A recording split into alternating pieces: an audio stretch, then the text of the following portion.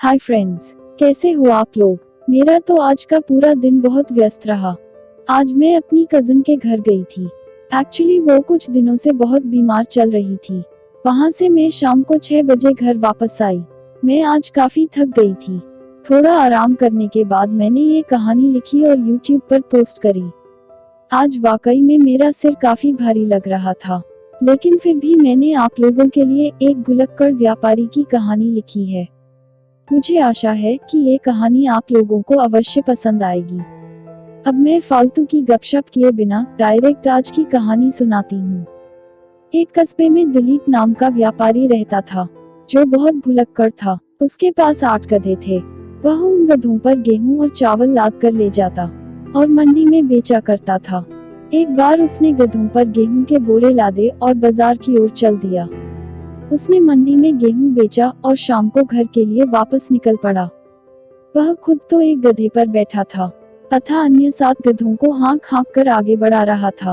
रास्ते में उसने सोचा कि गधों को गिन लिया जाए कि कहीं कोई गधा पीछे तो नहीं छूट गया। वैसे भी मेरी पत्नी मुझे भुलक्कड़ कहती रहती है। यह सोचकर उसने गधों को गिनना शुरू किया।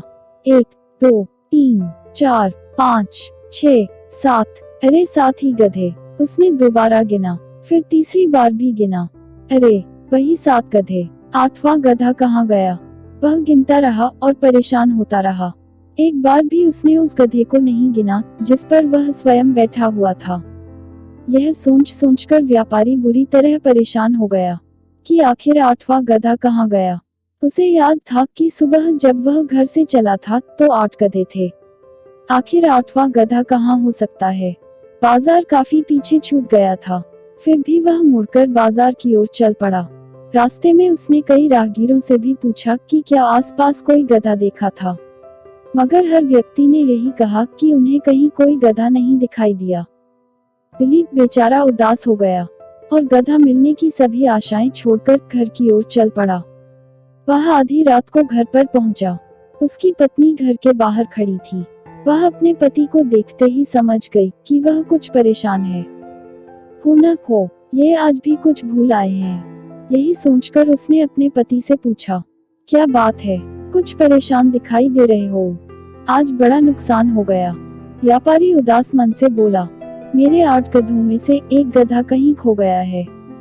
जब मैं घर से चला था तो पूरे 8 गधे थे, मगर जब मैं बाजार से वापस लौट रहा था तो रास्ते में मैंने गधों की गिनती की तो एक गधा कम था। सैकड़ों बार गिना मगर 7 ही गधे थे। यह कहकर दिलीप उस गधे से नीचे उतर आया जिस पर वह बहुत देर से बैठा हुआ था। यह सुनकर उसकी पत्नी को बड़ा गुस्सा आया। उसके सामने 8 गधे खड़े थे। वह समझ गई कि इनके साथ क्या हुआ है। अतः क्रोधित होकर वह चिल्लाई, तुम तो निरे मूर्ख हो। तुमने उस गधे को तो गिना ही नहीं जिस पर तुम स्वयं बैठे हुए थे। वो रहे हमारे 8 गधे।